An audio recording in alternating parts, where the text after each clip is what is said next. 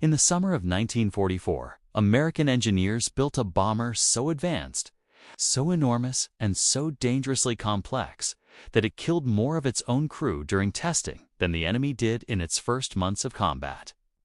Engines caught fire mid-flight. Pressurization systems failed without warning. Pilots died in crashes that had nothing to do with Japanese fighters or anti-aircraft guns. The plane was a nightmare before it ever dropped a single bomb. And yet, it ended the war. Not the tanks rolling across Europe. Not the naval battles in the Pacific.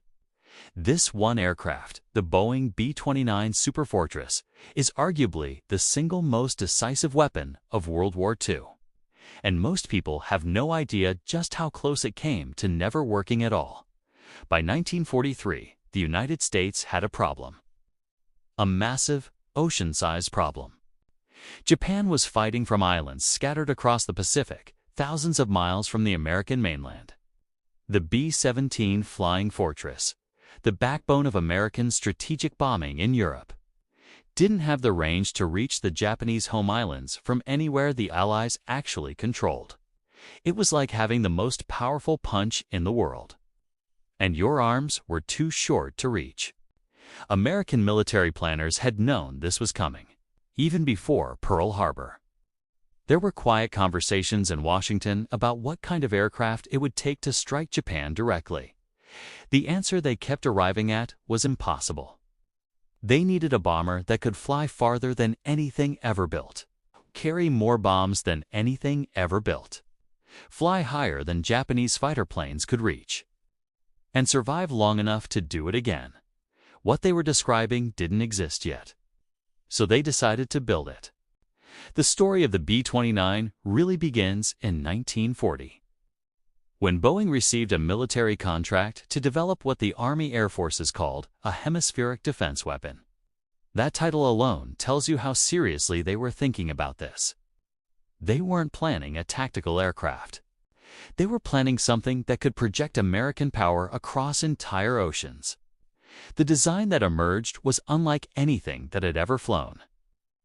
The B-29 had a pressurized fuselage, meaning cruise, could fly at 30,000 feet in relative comfort without oxygen masks. Something no American bomber had done before. It had a wingspan of 141 feet. For Wright are 3350 duplex Cyclone engines, each producing over 2,000 horsepower. It could carry 20,000 pounds of bombs, and its range, 3,700 miles, was extraordinary for its time. On paper, it sounded perfect. In reality, it was a catastrophe waiting to happen. The R-3350 engines overheated constantly. The cowl flaps, which regulated airflow to cool the engines, were poorly designed in early models. Engine fires broke out with terrifying regularity, and not small fires. These were catastrophic, uncontrollable blazes that could tear a wing apart in minutes. During early test flights over the Pacific Northwest, crews knew there was a real chance they might not come back, and they weren't even near Japan. The most famous early tragedy came on February 18, 1943. Test pilot Edmund Allen, one of the most experienced and respected test pilots in the country, took B-29 number 41003 up from Boeing Field in Seattle. An engine caught fire, then another. The plane went down into the Fruy meatpacking plant near the Duwamish River. Allen and all 11 crew members died, along with 19 workers on the ground. That crash nearly killed the entire program. But the Army Air Forces had already committed too deeply to walk away. General Henry Hop Arnold personally intervened, pushing through what became known as the Battle of Kansas, a desperate round-the-clock effort to fix hundreds of production B-29s.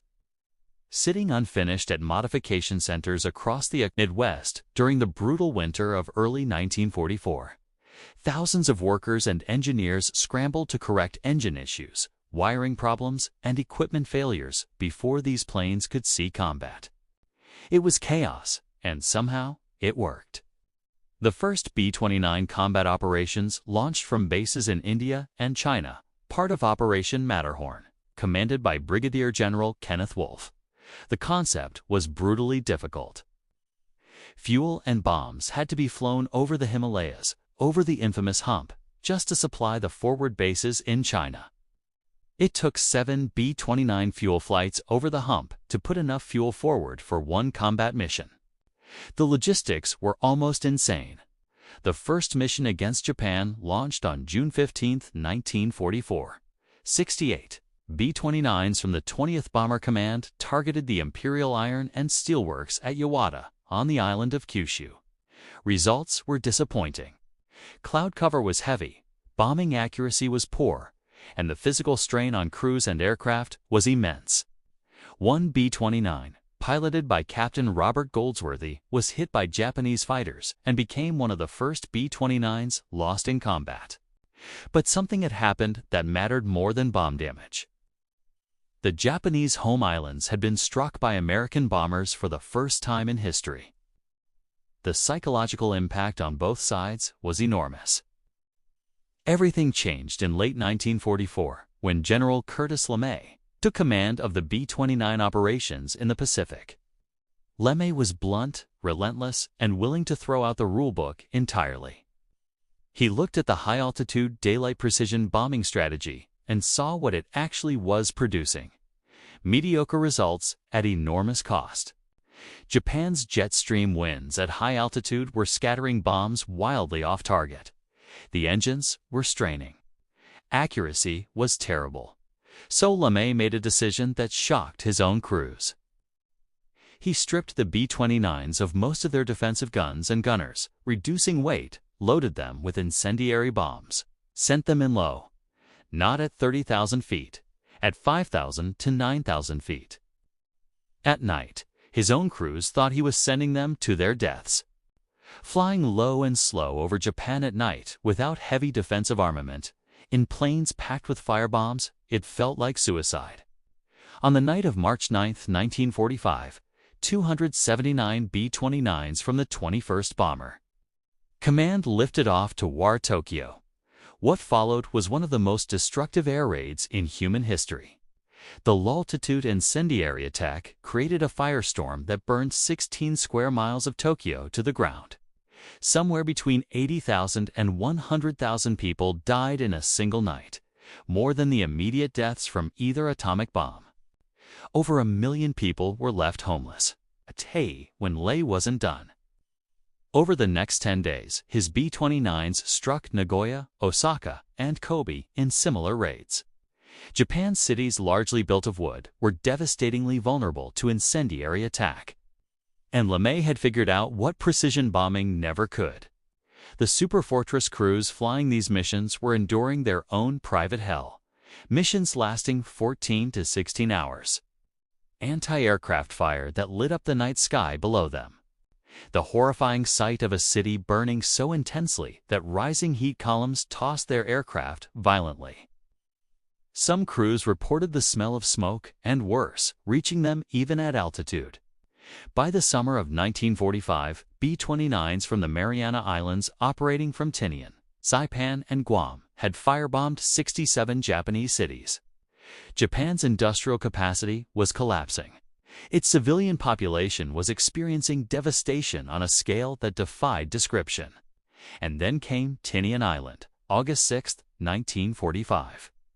A single B-29, the Enola Gay, piloted by Colonel Paul Tibbets, took off in the early morning hours carrying one bomb. The 509th Composite Group had been training for months in absolute secrecy, flying practice missions with single, oversized bombs, enduring mockery from other B-29 crews who called them the Silver Plate outfit and had no idea what was actually coming. What came was the atomic age. 3 days later, a second B-29 boxcar, flown by Major Charles Sweeney, dropped a second atomic bomb on Nagasaki. The war was over within days. If you enjoy real, untold war stories like this, make sure you're subscribed, because this is just one of many forgotten missions from World War II. Sonnet 4. 6.